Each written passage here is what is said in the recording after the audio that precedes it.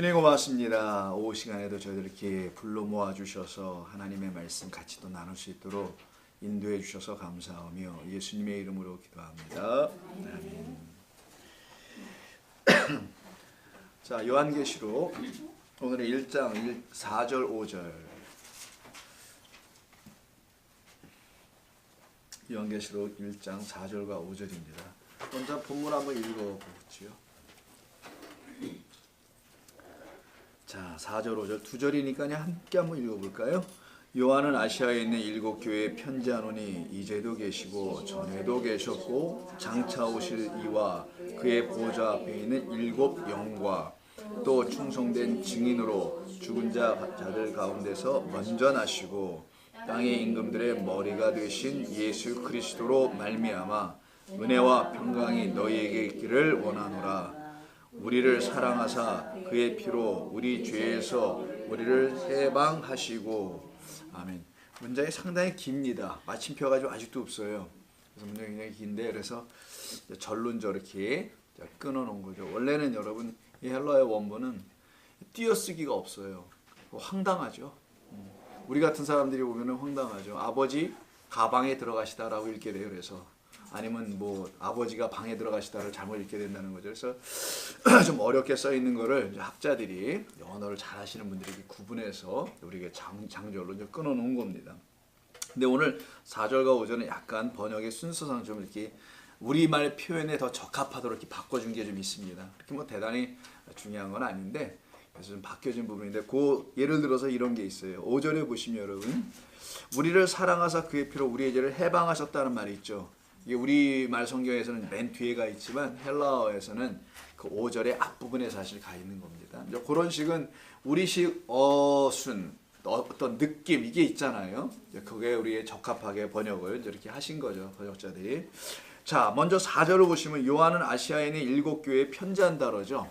아시아에 있는 7교회라고 합니다. 근데 편지하노니라고 돼 있잖아요. 근데 원문에는 편지하다라는 말은 없어요. 편지라는 단어도 없고 그냥 이렇게 써 있어요. 간단하게 다 알아듣는 거지만 뭐 이렇게 돼 있습니다. 요한은 아시아에 있는 7교회들에게 이렇게 써 있어요.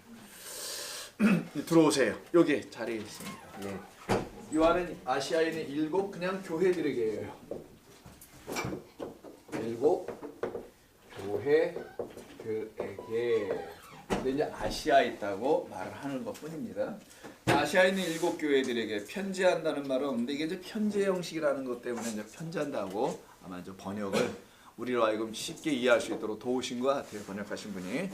근데 이제 7 교회들에게. 근데 누구에게, 누가 이제 주어가 돼? 요한은 이렇게 되어 있어요. 요한이 편지 보냅니다. 사도 요한이. 요한은 저 그리스도 계시를, 예언의 말씀을, 1절은 그리스도의 계시죠. 2절은 3절은 예언의 말씀이죠. 이걸 받은 사람이에요. 그 받은 사람이 각 교회에다가 보내는 겁니다. 그래서 당시 역사 속에서는 그 소아시아 지역에 있었던 교회들을 살피고 섬겼던 그 사도가 이제 요한이라고 이제 보는 거죠. 근데 요한은 여러분 이름 아시다시피 하나님의 사랑을 받은 자 이런 뜻을 갖고 있죠. 하난 이런 뜻인데, 야훼에다가 하난, 여호와에다가 하난이 붙었어요. 여호와 하나님께서 하난, 사랑을 나타내다라는 뜻입니다. 본래의 뜻이. 그러니까 하나님의 사랑이 나타난 바 된 사람이죠. 그게 요한의 뜻이에요. 하나님의 사랑이 이렇게 여러분에 나타나면 여러분 다 성경 뭐라고 부르냐? 요한이라고 부른다는 거예요. 그러니까 이걸 고유명사로 특정한 한 사람으로 보면 안 됩니다, 여러분. 예수님이 사랑하시는 제자가 바로 이 요한이었어요. 그러면 이 사람만 사랑했겠냐고요. 그럼 나머지 사람들 안 쫓아갔을 겁니다. 확실히 알았으면은. 근데 왜 이렇게 요한을 사랑하는 사람이라고 하냐면, 그를 놓고 나중에 십자가에서 여자여 보소서 당신의 아들입니다라고 하잖아요. 그때 그게 요한이에요. 그거 설명하려고, 성경의 어떤 말을 설명해 주려고 했던 거예요. 요한, 하나님의 그 사랑이 나타난 바 된 자가 하나님의 사랑받은 자 정도가 아니라 그리스도로 말미암아 다시 태어난 자라는 거예요. 바꿔 뒤집어 볼게요. 그리스도 예수로 말미암아 이 교회라는 여자들이, 우리가 그리스도로 말미암아 다시 태어나면 그들을 하나님의 사랑이 나타난 자들이다라고 얘기한다는 거예요. 그걸 알려주려고 굳이 요한이라는 말을 성경에서 쓰고, 베드로가 그러죠. 저 사람은 어떻게 될 거예요? 라고 물었을 때, 너는 그거 신경 쓰지 마. 저 사람은 그냥 오랫동안 살려두는 거예요. 왜? 저 사람 안 죽습니까? 이런 이제 저기 요한복음 마지막 21장에 가서 나타나거든요. 그런 얘기도 주님께서 그를 통하여 하실 일들이 있어서 그러는 거잖아요. 그게 바로 하나님의 사랑을 나타내게 하기 위해서 하나님이 어떤 사랑을 우리에게 주려고 하는지를 성경의 기자들이 사도들이나 제자들이나 선지자들이 이렇게 나타내 주는 거거든요. 그것은 일시적인 문제 해결을 위한 사랑이 아니에요. 여러분 누군가 이렇게 여러분 사랑 받아보신 적 있죠? 되게 이제 일시적인 사랑이거든요. 그 정도의 사랑을 우리에게 주신다는 게 아니고 영원한 것에 대한 사랑을 주신다는 겁니다. 자, 그 부분에서 이제 요한은 그 아시아에 있는 7교회에 편지합니다. 근데 왜 하필이면 교회가 7교회일까? 6도 아니고 5도 아니고 이런 부분에 우리가 좀 눈여겨 관심을 갖고 봐야 된다는 거예요. 성경에서 규칙적인 반복되는 숫자가 있어요. 뭐 이런 하나, 뭐 5, 셋, 뭐 10, 7 이런 거. 사실 1, 2, 3, 4, 5, 6, 7, 8, 9, 10 다인데 뭐 하나도 빠질뻔한데 그 중에서도 반복되는 것이 있는데 뭐 3도 있고 12도 있고 근데 7이 이렇게 반복이 많이 되고 특별히 요한계시록은 정말 지나칠 정도로 7이 반복이 무지무지 나옵니다, 여러분. 계속 나올 거예요. 그러니까 이 7을 초장에 한번 잡고 가자고요. 7은 도대체 무엇을 의미하려고 7이라는 말을 계속 성경이 요한계시록에 특별히 말을 하려고 하는 것일까? 자, 성경은 말 그대로 구약과 신약이에요. 옛날에는 여러분 그 우리 기독교가 처음 이 땅에 들어올 때는 사람들에게 구약과 신약을 설명해 주려니까 설명이 잘 안 되잖아요. 그래서 약으로 정말 설명했답니다. 약, 예. 먹는 약. 그래서 구약과 신약이 있다. 뭐 이런 식으로 약으로. 어우 썰렁. 예. 제가 말해도 순간에 하나님께 이런 부분에 재능이 없는 듯해요. 제가 아주. 약장수들이 당신 구약과 신약을 막 이렇게 옛날 설교가들 부흥사들 진짜로 이렇게 했단 말이에요. 구약과 신약으로. 제가 말씀드린 건 약속이라는 거죠. 성경은 약속의 말씀으로 채워진 걸 성경이라고 합니다. 좀 더 다른 말로 하면 언약이라고 하죠. 언약이라는 말로 이 약속의 말씀을 좀 풀어봅니다. 자, 언약이라는 것은 말씀으로 묶었다, 약속해줬다는 거잖아요. 그래서 여기 말씀, 하나님의 말씀으로 약속하여 주었다라는 책이 성경이라는 거예요. 그러니까 성경은 하나님의 약속으로 가득 채워진 책이다. 어딜 열어도 다 약속이다. 근데 그 약속을 처음 시작 뭘로 하냐? 7으로 하고 두 번째는 10으로 한다라는 거예요. 이게 성경의 가르침이에요. 처음 창세기 1장은 7으로 하고 시내산에 다 모였을 때 잘 아시는 출애굽기 20장 있죠? 출애굽기 20장에 모세가 두 돌판을 받아갖고 내려오잖아요. 5개 써 있는 것을 쉘하고 쉘라 이런 것으로 섞여 있는 그 말씀을 그것을 갖다가 열이라고도 표현하는 거예요. 그래서 7과 10로 하나님의 언약, 약속들을 말로 우리에게 주신 것을 성경이라고 하는 거고요. 이 7과 10이 기록된 것은 무슨 약? 옛 약, 그래서 구약. 이상했어. 요즘 분들에게 통하지 않나 봐. 옛날 분들이 뭐 굉장히 재밌었다는데. 자, 이걸 구약이라고 하는 거예요. 구약은 이렇게 7과 10이 다 들어있어요. 근데 이 구약의 내용이 신약에도 동일하게 7과 10로 나타나게 하는데 그것이 무슨 뜻인지를 알려주려고 신약이라는 새로운 또 약이 주어지는 거예요. 근데 그게 약속의 말씀을 담은 새로운 약속이다. 그래서 새 언약이다. 그래서 한문으로 새로운 신자 써서 신약이라고 표현하는 건데 새 언약을 내가 너에게 준다 하잖아. 이것은 새 언약의 핀이라고 말씀하시죠. 그래서 구약에 쓰던 7과 10이 무슨 의미를 갖고 있는지를 모르고 있는 구약 백성들에게 가르치러 오신 분이 예수님이라는 겁니다. 그 10이 뭐고 그 7은 무엇인지를. 근데 이제 7교회는 뭐냐? 바로 7이라는 언약의 말씀을 갖고 있는 교회다. 이렇게 정의하시면 돼요. 7교회는 교회 7개가 있었다는 말이 아닙니다. 교회가 지금 얼마나 많아요. 이게 수많은 모든 이 땅의 교회는 다 공이 7이라는 언약의 말씀을 갖고 있어야 하는데 이 7의 언약이 뭐냐? 정리하고 결론을 내리면 그리스도 예수입니다. 자, 그리스도 예수는 왜 7도 되고 10도 되냐? 7과 10을 다 그리스도 예수가 왜 품어낼 수가 있느냐? 구약과 신약, 성경은 곧 다 나를 응함이야. 어딜 열어봐도 성경은 나에 대해서 이야기하는 거야 라고 말씀하시죠. 그때 그리스도를 이야기하려고 예수께서 오셨다라는 그런 표현을 그리스도 예수라고 하는 겁니다. 그래서 7 교회들에게라는 것은 7 언약을 갖고 있어야 될 교회. 교회는 그리스도 예수를 고백하는 곳이잖아요. 주는 그리스도요 살아계신 하나님의 아들이다라고 고백하죠. 그 고백이 있어야 거기에 내 반석 위에 교회를 세우시잖아요, 예수님께서. 그래서 쉽게 생각하면 그리스도 예수는 곧 일곱이라는 걸 금방 알 수 있게 되는 거예요. 그래서 아까 우리가 예배 시간에도 예배서 요한계시록 2장인데 예배소 교회를 잠깐 읽었었는데 일곱 촛대에서 거니시는 이가 말씀하시되, 왜 일곱 촛대에서, 이게 무슨 그 피터팬이에요? 일곱 촛대에서 어떻게 견이 어려 날아다녀 어떻게 해요? 바로 일곱 촛대가 아니라 성소를 말하는 거잖아요. 일곱 등대가 있는 그 교회들 가운데 계시는 분을 설명할 때 일곱 촛대에서 거니신다라고 표현을 하는 것뿐입니다. 그게 옛날 사람들은 더 편했나 봐요. 우리는 이 교회에 계시는 이렇게 하면 좋겠는데 얘는 거니시는 뭐 이런 거 거니시는 이게 더 낫나 봐 옛날 분들은. 그래서 그런 표현을 고대 사람들은 썼던 거고 우리는 우리식으로 좀 이해할 필요가 있는 거겠죠. 자, 그럼 일곱 교회 다시 정리합니다. 하나님의 영원하신 언약이 있어요. 영원 바뀌지 않는다라는 의미입니다. 그리고 이 땅이 만들어진 다음에 주신 것도 아니에요. 영원에서 만들어져 있는 거예요. 우리가 알 수 없는, 우리가 좀 갑니다. 빨리 가는 게 좋아. 빨리 갈수록. 그 영원이라는 그곳에서 하나님이 만드시러 계획해 세워주신 일곱이라는 언약인 당신의 아들 그리스도 예수를 각 교회에 보내주시겠다.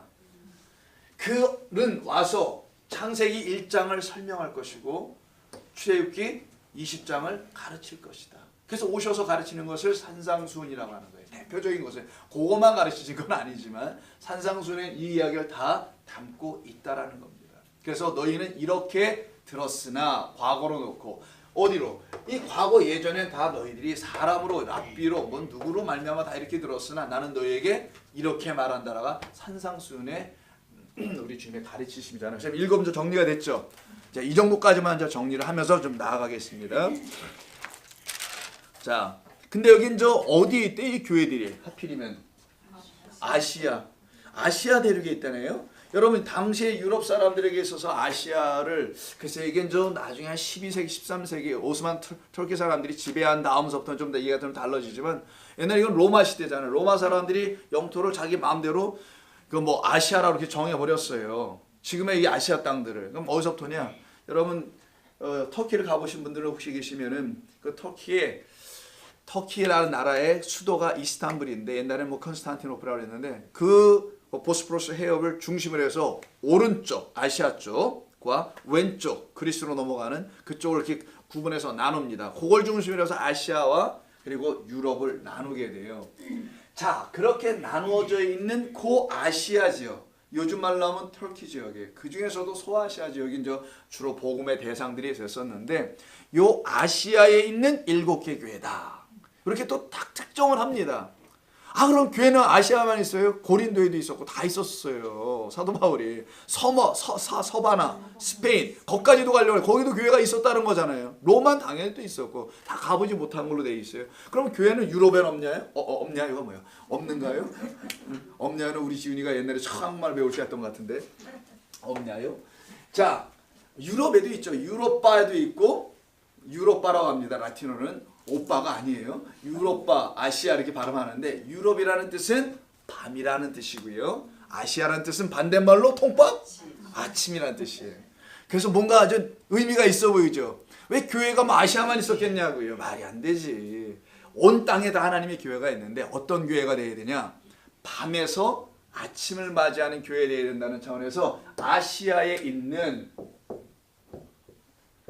여기를 쓴 겁니다. 이 아시아에 헬라어로 이렇게 쓰겠죠. 아시아에 있는 이 7교회에 편지하노라.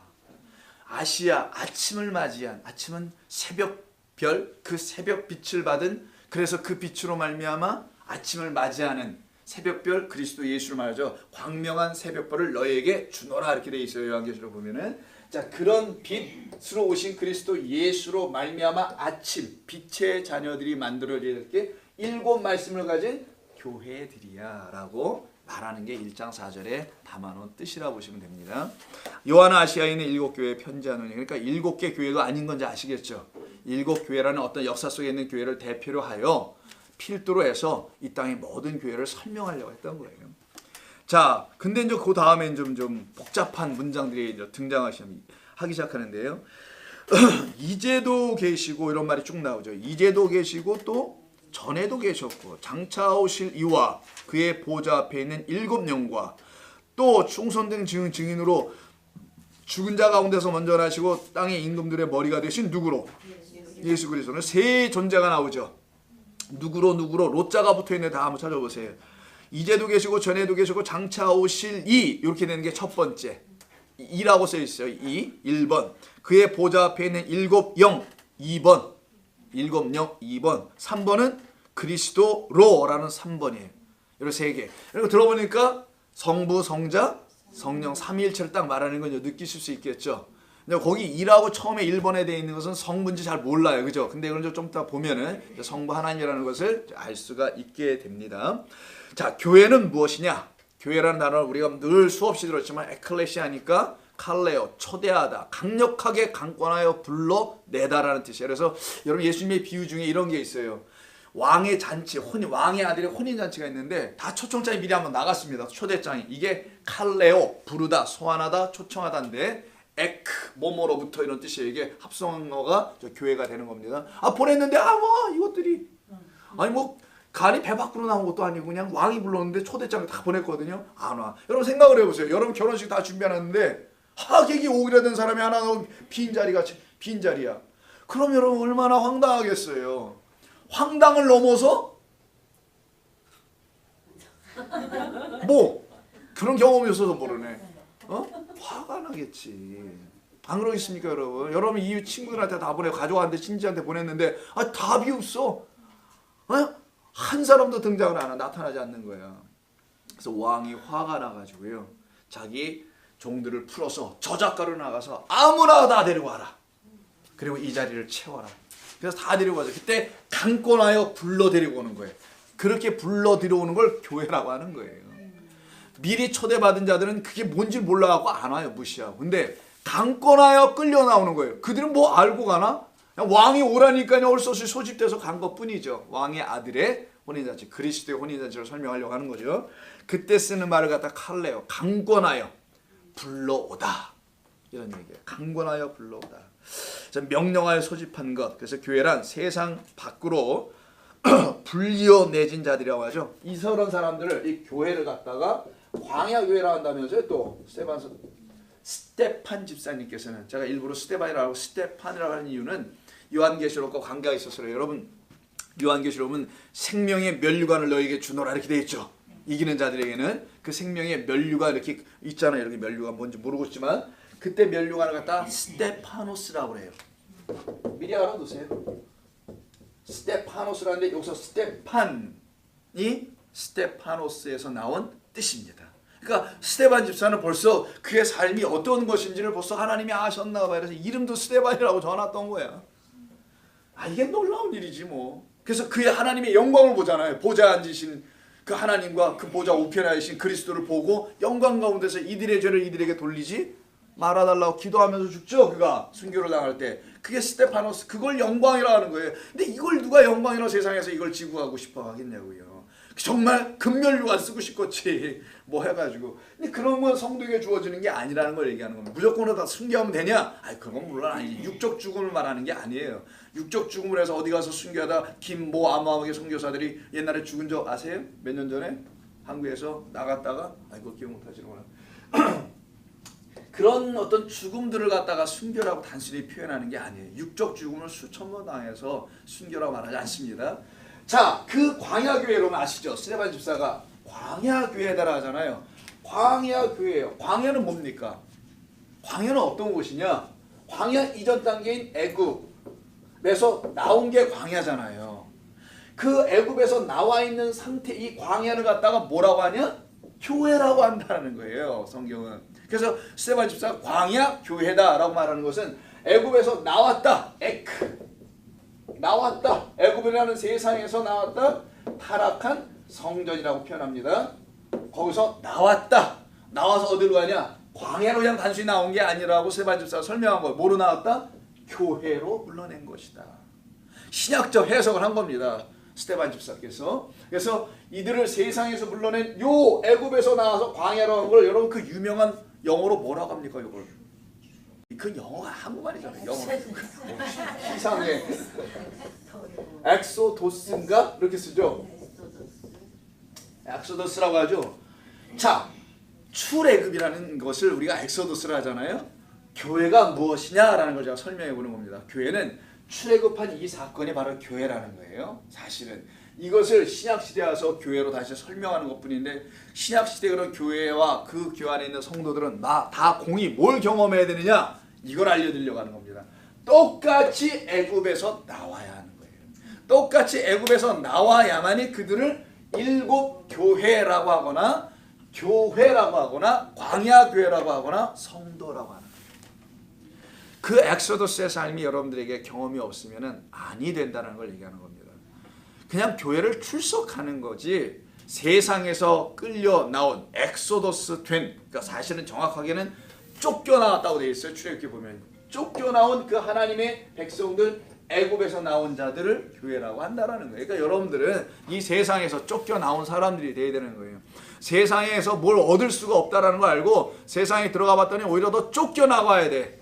그래서 쫓겨나온 자들의 모임을 갖다가 교회 혹은 광야, 합성해서 광야 교회라고 하는 겁니다. 그런데 예를 들어서 이 교회는 어떤 곳이냐? 성경에서 교회를 여러분도 아시다시피, 우리 이제 기본에 좀 강해 봅시다. 지금 요한계시록 서론 1장 부분이니까 교회는 항상 남성과 여성 중에 누구로 쓰죠? 여자로 쓰죠. 자, 교회를 꼭 굳이 여자로 쓰더라는 거예요. 그러면 남자도 있을 거예요. 남자. 세상에 남자 없는 여자는 불가능합니다. 여자 없는 남자도 또 불가능해. 하나님의 진리야. 이건 참 놀라운 일이에요. 이게 우스운 일이 아닙니다. 절대로. 남자 없는 여자는 불가능해. 여기 남자들 다 여자로 나온 거고요. 여기 여자들 다 남자로 나왔어요. 같다라는 거예요. 제 얘기는요. 이해하셨어요? 이게 진리입니다. 남자는 여자에게서 나오게 되어 있어요. 그래서 창세기에 보시면 여자를 만들 때 어떻게 만들어요? 하나님께서 아담의 옆구리를 냅다 들이쳐서 갈비뼈를 전화오네 받으세요. 쳐서 받아내는, 그런 죽여서 받아내서 그 남자에게서 여자를 만들어내잖아요. 그럼 여자는 누구냐? 남자로부터 나왔다라는 거예요. 여자가. 자, 그런데 그 여자를 신약성경에서는 누구로 표현하냐? 교회다라고 합니다. 신약성경에서 왜 여자를 교회라고 할까? 자, 히브리어로 잠깐 한번 생각해 보죠. 여자는 네케바라고 합니다. 이렇게 써요. 히브리어는 네케바라고 씁니다. 네케바. 자, 이 네케바라는 단어가 여자인데, 그러면 남자도 있어야 될 거 아니에요. 이 남자는 도대체 뭐라고 말하냐? 자카르라고 해요. 인도에 가면 자카르타라고 있습니다. 자카르타. 타자가 빠진 자카르예요. 그럼 자카르 이렇게 씁니다. 이 둘의 만남, 이게 창세기 1장 27과 28절에 남자와 여자를 지으셨다라는 말에 이 단어가 처음으로 등장하는 거예요. 이 둘이 나중에 어떻게 돼요? 한 몸이 된다. 이렇게 플러스 한 몸 하나가 된다라고 말하죠. 이때 이 네케바와 자카르의 둘의 만남을 신랑이신 그리스도와 여자인 교회와의 만남이다라고 바울이 예배소서에서 혹은 다른 데서 가르칩니다. 이건 그런 뜻이었다라고 예배소 5장에서 이걸 가르쳐요. 자, 그런데 이 자카르의 뜻이 중요해요. 네케바는 좀 이따 하기로 하고, 자카르의 본래 의미, 히브리의 의미는 뭐냐? Remember, 기억하다. 그럼 자카르라는 남자는 도대체 뭐 하는 사람이냐? 뭐 하는 사람? 치매 안 걸린 남자. 기억하는 남자예요. 누구를 기억할까가 중요해요. 그렇지.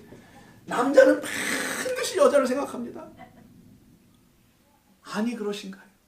아니. 자, 그럼 여자가 많으니까 여자들은 항상 남자를 옛날에 생각했었습니다. 요즘 안 하나 보죠? 남자는 여자를 생각하게 돼 있고 여자는 남자를 생각하게 돼 있는데, 여자는 본래 남자를 먼저 생각할 수가 없어요. 이유가 뭐냐? 남자를 먼저 만들어 놨기 때문에 그래요. 일단은. 그래서 그 남자가 여자를 생각하게 되어 있어. 그래서 하나님께서는 그의 이름을 자카르라고 불러라. 왜? 남자는 반드시 여자를 생각해야 돼. 무슨 말이냐? 남자 곧 그리스도 그 신랑은 자기의 신부, 이걸 처녀라고 하죠. 처녀인 그 신부, Virgin Mary 이렇게 쓰잖아요. 사람들이 이거 신학적으로 말도 안 되지만. 자, 그 처녀를 반드시 자기 신부를 다 마음에 생각해. 장가가기 전까지 생각해야 돼 이게. 장가를 들면 더 이상 생각이 안 나는 건데 장가 들기 전까지 이렇게 계속 기억을 해. 누굴 기억하냐? 자기의 신부를 계속 기억해. 요 뜻을 일단 갖고 있는 게 기본적으로. 그러면 그가 기억을 한다? 자기의 아내로 삼으려고 기억하는 거잖아요. 그래서 마태복음 25장 보진 않을게요. 여러분 지혜로운 다섯 처녀와 그렇게 써있지 않더라고요. 미련 곰퉁이 또 다섯 처녀가 있다고 하잖아요. 미련한 처녀, 지혜로운 처녀 이렇게 돼 있죠. 근데 지혜로운 처녀는 뭐 기름을 뭐 준비했다는 등 뭐 여러 가지가 나오지 않습니까? 다 빼고 그 다섯 처녀가 기다린 자가 바로 누구라고요? 요 자카르다라고 말하는 거예요. 근데 넷도 아니야. 하필이면 거기 또 다섯이야. 다섯 처녀가 기다린 것도 이 다섯 처녀가 기다린 대상은 신랑을 기다렸다고 돼 있어요. 신랑을 기다린 다섯 처녀. 그럼 좀 이상해요. 저 같으면 이렇게 물어봐요. 아니 다섯 명과 동시에 혼인하나?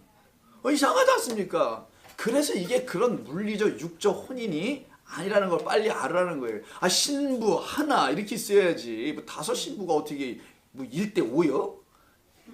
이건 말이 안 되잖아요. 그래서 이게 육적 그런 결합을 말하는 게 아니라 다른 것을 설명하려고 숫자를 1로 안 쓰고 뭘로 썼다? 그래서 다섯을 쓴 거예요. 다섯이 뭔지를 설명해 주고 싶어서. 원래 결혼은 1대1로 합니다. 세상에 1대2 없어요. 1대1 건데 1대5야 지금 상황이. 근데 이 5는 지혜로운 다섯이라는 5예요. 사람으로 생각하면 안 됩니다. 지혜로운 다섯이라는 존재로 여자 이런 얘기예요. 지혜로운 다섯 뭘까? 지혜로운 다섯, 지혜로운 말씀 다섯을 말하는 거예요. 성경을 이야기하려고 하는 겁니다. 모세 오경 5마디의 말씀, 지혜로운 말씀, 깨닫게 하는 말씀, 진리의 말씀, 이 다섯을 갖고 있는 자, 이 다섯을 갖고 있는 자가 신랑을 맞으러 가는 거예요. 왜? 신랑은 그 다섯 지혜로운 말을 갖고 있는 자를 기억해. 교회는 뭐 하는 곳이냐? 5개의 지혜로운 참된 말씀을 갖고 있는 곳이라고도 설명하려고 하는 거예요. 그 교회를 기억하는 신랑 자카르가 이 교회가 갖고 있는 언약의 말씀을 기억하고 있는 자라는 겁니다. 자, 그러면 전체로 한번 종합해 볼게요. 자카르라는 남자는 장가를 들기 위해서 여자를 만나야 하는데 아무나 안 만난다는 거야. 누구를 만나냐? 지혜로운 다섯을 갖고 있는 언약의 말씀을 갖고 있는 여자를 만난다는 거예요. 이걸 얘기하고 싶은 겁니다. 저는 지금. 정리되셨어요? 자카르라는 남자, 그리스도 예수는 어느 교회를 가느냐? 어느 교회에 계시냐? 이런 얘기입니다. 지혜로운 다섯 말을 갖고 있는 여자가 아닌 교회.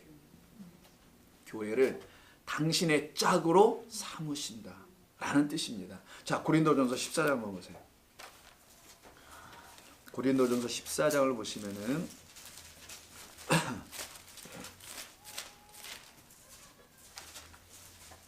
이 방언에 대한 이야기가 나오는 끝에 이런 얘기가 붙어 있어요. 14장 고린도전서 14장 19절 14장 19절 한번 보시죠. 그러나 교회에서 교회를 얘기합니다.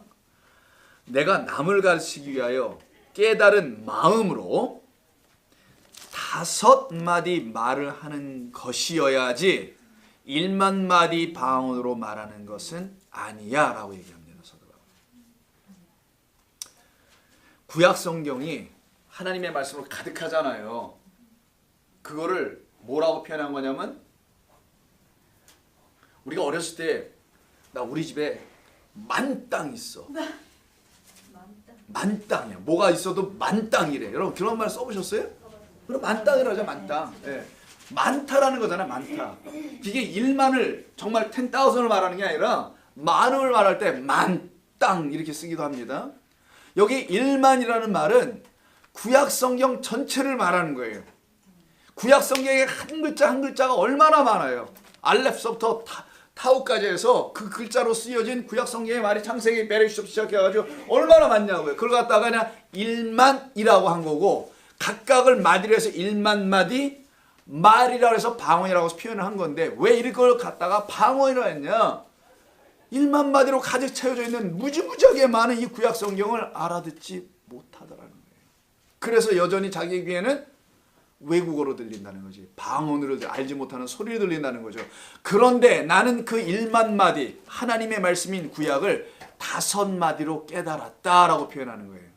그럼 이걸 5마디로 정리했다? 이런 말이 되기도 할 거 아니에요. 5은 하나님이 주신 참된 진리의 말씀을 말하는 겁니다. 구약 성경 전체를 말하기도 하는 건데 그 5말로 나는 이걸 깨달았다. 참된 진리의 말 5으로 난 이거를 알았기에 나는 교회에 그것을 가르치는 사도이다 이렇게 얘기하는 거예요. 1만 마디는 뭐 율법을 지키니 많이 제사가 어떠니 많이 이런 걸 쭉 나열하고 설명하는 걸 1만 마디라고 하는 거고 이거 그냥 알아듣지도 못하게 여러분 알아듣지 못하잖아요. 제사를 드릴 때는 가죽을 뱉기 때 어떻게 뱉기 이런 거 여러분이 뭐 알아듣기를 할 거예요. 뭐 할 거예요 이걸 갖다가. 사도 바울이 그런 얘기를 한 겁니다. 그 쓸데없는 예. 그 모든 것은 다 5에 담겨 있다. 뭐냐? 창세기 1장 1절이라는 겁니다. 그게 5마디로 되어 있어요. 히브리어가 딱 정확하게. 근데 꼭 그것만 말하냐? 모세 오경도 5이고 그 다음에 돌판 2개 중에 5개가 또 기록되어 있는 또 다른 짝으로서의 돌판도 있다는 말이에요. 그 모든 것은 다 그리스도 예수를 말하려고 하는 거예요. 그래서 예수님께서 이 땅에 오셔서 하나님의 말씀을 넷으로 설명하고 넷으로 다 압축해 줄여버려요. 산상수훈에서. 그리고 당신 마지막 하나로 5로 완성해버린 이 아이가 10 언약을 설명하는 방식을 나중에 또 하겠습니다만은 대략 그렇게만 알고 계시면 돼요. 그래서 자카르는 메케바를 기억하는 자다. 자카르는 지혜로운 5말을 갖고 있는 교회를 기억하는 자다. 그리고 그 교회와 함께 하나로 신랑 신부의 만남인 연합을 하는 것이다라는 걸 여러분 알고 계시면 됩니다. 이게 지금 7교회와 그리고 그리스도께서 그 교회에 나타나시는 이야기가 다 관련이 있는 거예요. 자, 이때 7교회 이야기도 하지만 7교회 언약이라는 것도 여러분 아시면 되고요. 그때 1장 4절에서 뭐라고 되어 있냐면 먼저 헬라어로는요. 이 말이 먼저 있어요. 5절에 가서 보시면 5절 중간에 은혜와 평강 이런 말이 있죠. 근데 헬라어에는 4절에 있습니다. 사실은 앞에 있어요. 근데 이게 중간에 들어갔어요. 그냥 원래대로 번역을 하면은요. 요한 아시아에 있는 7교회 편지하노니 이제도 계시고 그 다음에 뭐 전에도 계시고 쭉 이렇게 나오잖아요. 근데 그 계시고 이전에 너희에게 은혜와 평강이 있을지어다가 또 먼저 나옵니다. 사실은. 자, 근데 그게 먼저예요. 은혜와 평강이 중요합니다. 자, 은혜와 평강이 교회에게 있어야 된다는 거잖아요. 7교회의 영적 상태를 표현할 때 그걸 은혜와 평강이 있는 교회라고 하는 겁니다. 하나님의 은혜가 없으면 그건 교회가 아니다 이런 얘기인 거예요. 하나님의 평강이 없으면 그건 교회가 아니다. 7된 교회가 아니고 6된 교회일 것이다. 뭐 이런 얘기입니다. 그래서 하나님의 은혜와 평강이 있는 그 교회, 은혜는 여러분 카리스라는 단어고요. 카리스는 본래가 장막을 치다라는 단어에서 나오는 거예요. 히브리어로는 헨이기 때문에 하나는 장막을 치다라는 뜻입니다. 이 장막을 치는 것이 요한복음 1장 14절에 나오는데 제가 한번 보겠습니다. 여러분 한번 들어보세요. 안 찾으셔도 되고 여러분 많이 들어보신 거라 알아요. 요한복음 1장 14절에 이런 말이 나와요. 이 장막 친다는 말이 말씀이 육신이 돼요. 많이 들어보셨죠? 우리 가운데 거하시다. 요 거하다가 본래는 장막을 치다. 스케노라는 단어인데 히브리어는 하난 이런 단어예요. 장막을 치다가 하나인데 하나는 은혜라는 단어예요. 본래가. 자, 그럼 은혜라는 단어는 장막을 치는 텐트를 치는 게 덮어버리는 거잖아요. 텐트 쳐서 우리 여러분 보호를 받게 하는 것이죠. 근데 이걸 갖다 신약성경 요한복음 1장 14절에서는 뭐라고 했다고요? 말씀이 육신이 되어 우리 가운데 거하신다는 걸 풀어버린 거예요. 하나님의 은혜를 요한은. 말씀이 육신이 된 거다. 그리스도 그 말씀은 그리스도라고도 할 수 있지만 말씀이 좀 있다가 말씀이 육신이 되는 걸 알려주려고 그것이 우리 가운데 이루어지면 은혜 받은 자다라고 하는 거예요. 자, 그리스도 하나님의 말씀은 영이에요. 그 영, 성자 붙으면 성령인데 그 영이 육으로 와버려. 그걸 갖다가 예수라고 하는 거예요. 하나님의 영이 육을 입고 와. 그걸 갖다가 눈에 보일 때는 예수. 눈에 안 보이면 그리스도라고 하는 거예요. 십자가에서 죽고 더 이상 보이지 않는 하나님의 영의 자리로 다시 돌아간 그를 갖다가 그리스도다. 진짜 기름 부음 받은 자가 저이구나. 그가 우리에게 은혜를 준다. 은혜가 뭔지를 가르친다라는 뜻이 이 히브리어의 은혜자에 들어있는 하난, 장막을 치다. 장막을 어떻게 치시냐? 하나님이 우리를 어떻게 덮으실 것이냐? 은혜 아래 어떻게 우리를 감싸실 것이냐? 당신의 말씀을 예수에게 주어 그 예수를 우리에게 주시겠다라는 거예요. 그래서 그 말씀이 우리에게 오게 하겠다. 우리 가운데 거하심에 독생자의 영광이요 은혜와 진리가 그래서 충만하다라고 이렇게 합니다. 자, 그럼 평강은 뭔가? 평강은 샬롬, 수없이 들어봤죠, 여러분? 헬라어로는 한번 들어보죠. 히브리어는 샬롬은 살람, 완성하다에서 오는 거예요. 성전을 다 짓고 봉헌하죠. 그때 성전을 완공하다 할 때가 이게 살람이에요. 성전을 다 짓는 겁니다. 이거 반드시 성전 짓는 것과 관계 있어요. 샬롬은 성전을 잊어버리면 안 돼요. 평강에서는. 그래서 여러분 예레미야 때 보면은 6장과 7장에 보면은 그 성전지기들이 있어요. 뭐 제사장이라든가 이 양반들은 어떻게 했냐면 선지자 예레미야가 이 성전에는 평강이 없어 이렇게 얘기를 해요. 아, 그러니 돌에 맞을 짓을 지금 또 하고 있는 거예요. 입이 문제야. 입이 사고를 쳐가지고. 그래서 돌에 맞아 죽을 위기에 처하는 그런 표현을 해요. 이 성전에만 평강이 있다고 이들이 알고 있는데, 이 성전에 지금 돌성전에 평강이 없다고 해요. 너희들은 평강이 있다 하나 여기는 없다라고 얘기를 해요. 예레미야에서 6장과 7장입니다.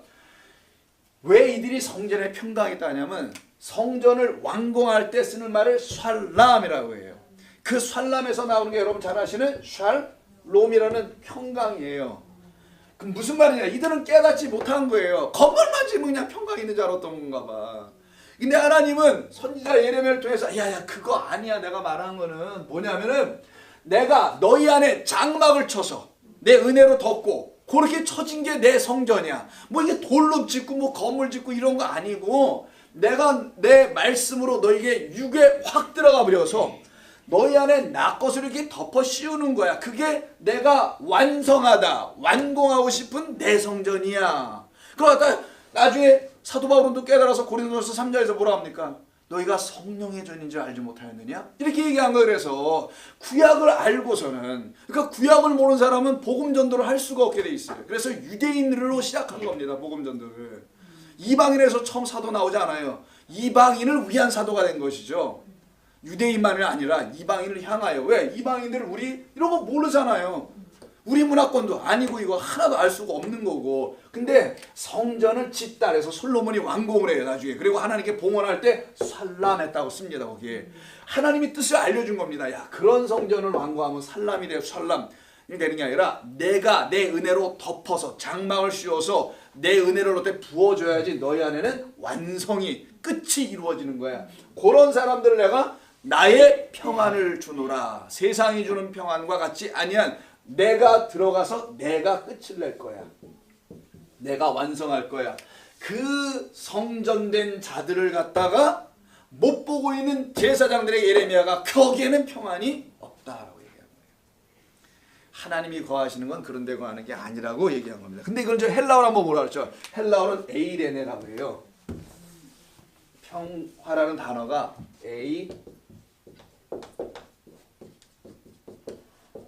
에이레네라고 합니다. 자, 에이레네라는 이 단어가 에이로에서 나와요. 자, 에이로의 뜻을 아시면 됩니다. 에이로의 뜻은 무슨 뜻이냐? 결합하다예요. 성경은 좌우지간 무지하게 결합시켜. 모든 단어가 결합, 연합이야. 하나님 우리를 그냥 놓치기 싫어하시나 봐. 옆에다 끼고 살고 싶은 거야. 이건 결합이야. 참 세상에. 그래서 결합하다 하나로 묶다라는 뜻을 갖고 있어요. 그러니까 여러분 wholeness 이런 말 아시죠? 완전함 되는 거. 홀푸드 아시죠? 홀푸드. 가게 좀 비싼 거 판다며.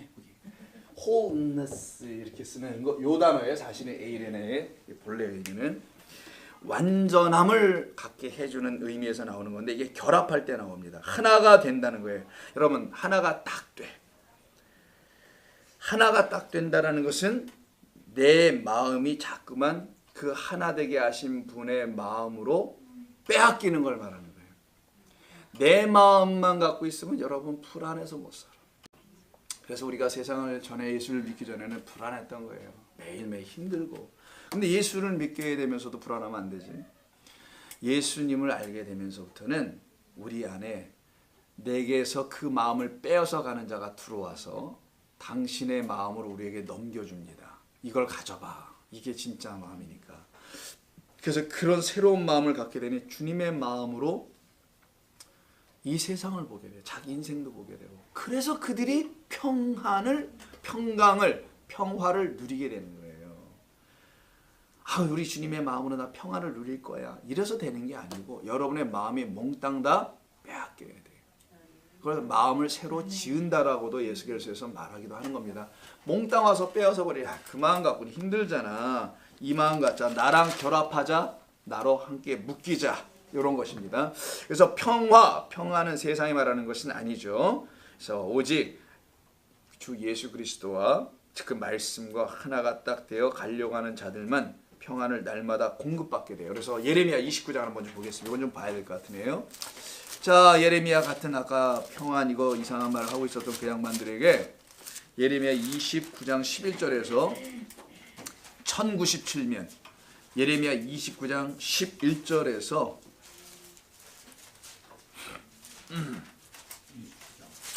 29장 11절에서 이런 얘기를 합니다. 예레미야 29장 11절 여호와의 말씀이니라. 너희를 향한 나의 생각을 알려줄게. 너희를 향한 나의 생각은 이러하다. 뭐라면 내가 안 하니, 내 생각은 내가 안 하니 평안을 갖고 있는 나의 생각. 자, 나의 생각을 내가 아노니 평안이요 재앙이 아니라 너희에게 미래와 희망을 주는 것이라. 너희가 내게 부르짖으며 내게 와서 기도하면 내가 너희의 기도를 들을 것이요 너희가 온 마음으로 나를 구하면 나를 찾을 것이요 나를 만나리라. 이 말씀 많이 들어보신 거죠? 13절은 그 후에 이런 일이 일어나게 됐던 것은 하나님께서 우리에게 평안을 주시려고 하신다는 말씀이죠. 그래서 우리 주님이 나는 세상에 주는 그런 싸구려 가짜 일시적인 그런 평안을 주는 게 아니라 너희들의 마음을 다 빼앗아 버려서 내 마음을 줘서 내 마음으로 너희 인생을 살아가게 하고 그때만이 주님의 평안으로 여러분을 바라보게 될 수 있어요. 전에는 힘들고 어려웠던 일들이 지금은 하나도 힘들고 어려운 것으로 보여지지 않게 돼요. 전에는 무지 불안했던 것이 이제는 초조해지지 않게 돼요. 이게 왜 그런 거냐면은 여러분이 하나님을 만나서 그런 겁니다. 하나님의 은혜가 여러분 가운데 부어져서 그러는 거예요. 뭐 미쳐서 그런 거 아닙니다. 뭐 부족해서 그런 것도 아니고요. 똑같이 우리는 여전히 삶을 살아갑니다. 시간이 가고 세월이 가면 인생이 편해질 줄 알았는데 그렇지 않더라는 거 아시죠, 여러분? 뭐 육신의 삶이 더 편해집니까? 몸은 또 이렇게 후패가 고장도 나고 아프기도 하고 늙기도 하고요. 결코 그렇지 않아요. 뭐든지 살아가면 잘 살 것 같은데 인생을 많이 살았기 때문에 경험이 있으니까 잘할 것 같은데 오히려 갈수록 더 못하는 것 같아요. 이게 왜 그런 거냐면 하나님께서 우리를 지으신 바가 그래서 죽을 때까지 나를 의지하라. 내가 너에게 내 평강을 주길 원하기 때문이라는 것을 알려주시려고 하는 겁니다. 조금만 더 할게요. 성가다 거의 끝나가는 하자. 우리가 45분쯤 했으니까 조금만 더 하겠습니다. 자, 그래서 지금 요한은 정리해 봅니다. 지금 7교회 단순히 문안 인사를 하는 게 아니에요. 은혜와 평강을 갖기를 원하노라서 은혜와 평강 당신들이 있습니까? 이렇게 문안 인사를 하는 정도가 아니라 은혜와 평강을 주님께서 교회에 주시려고 한다는 것. 그 은혜와 평강은 하나님의 선물이라는 것. 우리라는 교회 한 사람 한 사람이 가져야 될 것이라는 것. 이거 없으면 예수 믿기 무지하게 힘들다는 거. 흉내를 내야 돼 계속 그러면. 자, 선물이라는 것을 말하려고 했던 것이에요. 그래서 자, 여기서부터 이 은혜와 평강을 우리가 스스로 취할 수 있는 것이 아니기 때문에 어떻게 갖게 되는지를 알려주려고 여기서 진짜 중요한 건죠. 그래서 이게 좀 아까 은혜와 평강이 저기 5절로 가면 사실 안 된다 그랬죠. 4절 곧바로 붙어야 돼요. 어디 붙어야 되냐면 아까 여러분 더군다나 여기 붙어야 돼요. 요한 아시아에 있는 7교회에 편지하노니 그리고 여기에 붙어야 되는 거예요. 은혜와 평강이 너에게 있어야 한다. 근데 이 은혜와 평강을 어떻게 가질 수 있냐? 세 개의 아포로부터 아포라고 해 이걸 갖다 이 아포는 뭐뭐로부터 from 세 개의 from으로부터 받아야 된다. 첫 번째 뭐만이라고 되어 있죠. 정리할게요. 성부 영원하신 하나님을 얘기하는 거예요. 그 아버지 하나님과 두 번째 누가 되겠어요? 근데 성자는 세 번째가 있지 않나요? 성자가 여기 와 있어요. 밑에. 두 번째는 일곱 영이라고 돼 있을까 하면 성령입니다. 그래서 근데 자, 성령이라는 말을 지금 쓰기보다는 여러분의 도움을 이해를 위해서 성령은 좀 이따 쓰고 저는 이렇게 쓸게요. 말씀. 자, 제가 나눠놨죠. 셋으로. 그럼 지성소, 성소, 뜰, 땅이라는 것을 설명하려고 하는 겁니다. 성전을. 자, 보세요. 여기 세 개가 있죠. 요건 다 말씀들을 상징하는 거예요. 요게 일곱 촛대, 일곱 등잔대가 있는 거고 떡상, 분향단이 있다는 거 아시죠? 여기를 갖다가 하나님의 말씀을 설명하는 것이죠. 특별히 여길 말씀의 자리라고 합니다. 이걸 갖다가 성소라고 해요. 자, 이 성소, 하나님의 말씀이 육신이 되어 밑으로 내려오면은 이걸 갖다가 성자 예수 그리스도라고 하는 거예요. 이제 아셨죠? 그가 하늘에서 땅으로 왔다라는 말을 하죠. 인자는 하늘에서 온 자다. 거기가 어디냐? 여기라는 거예요. 요 둘을 갖다가 성경은 하늘들이라고 하고 그래서 복수로 쌍수로 여기는 땅이라고 하는 거야. 하나님이 천지를 창조하셨다. 하늘들과 땅을 지으셨다. 이 모든 거는 우주 만물을 지으셨다는 단순한 그런 의미가 아니라 구원이 어떻게 이루어진지를 1장 1절에서 설명한 거야. 창세기. 요 하늘, 이 영원한 이 하늘은 뭔지도 몰라. 근데 그것을 설명하기 위해서 두 번째 또 어떤 하늘이 있는 거예요. 요걸 갖다가 그럼 몇 번째? 세 번째다라고 하는 거예요. 근데 그 하늘이 밑에 나왔으니까 여기가 첫 번째 하늘이 되고 동시에 땅도 되는 거예요. 그래서 예수 곧 그리스도라고 하는 겁니다. 예수는 땅이고 그리스도는 하늘을 설명하는 거예요.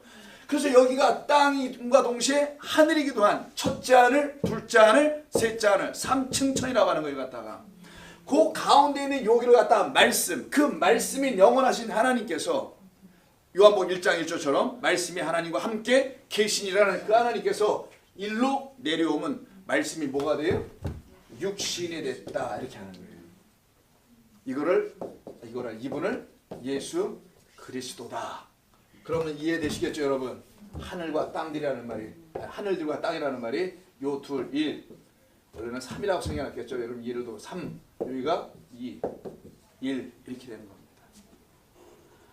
그래서 요한은요, 여러분들이 알고 있는 기독교 신학, 어떤 교리에서 알고 있는 성부, 성자, 성령은 아니에요. 사실 엄격하게는 우리에게 은혜와 평강을, 이거는 성도의 완전한 상태를 말하는 거예요. 불완전한 것을 얘기하는 겁니다. 이것을 주시기에 세 개 앞으로 1번, 2번, 3번. 먼저 아버지 하나님부터 시작해서 뭐뭐로부터, 그 다음에 말씀, 성령으로부터, 세 번째는 그리스도 예수로부터 이렇게 되어 있는 거예요. 성령이 왜 말씀이냐? 요한복음 6장 63절은 뭐라고 해요? 영은 말씀이요 곧 생명이다라고 써 있어요. 우리 예수님 직접 말씀하시는 거예요. 여기 일곱 영이 들어가는 자리인데 그 영은 말씀이다. 그래서 그 내 말씀을 진짜의 말로 가르쳐줄, 육의 언어가 아니라 하늘의 말로 깨달아 알게 해줄, 누구로 보낸다고 해요? 자꾸만 진리의 영을 보낸다고 하잖아요. 진리라는 말씀을 보내주겠다라는 거예요.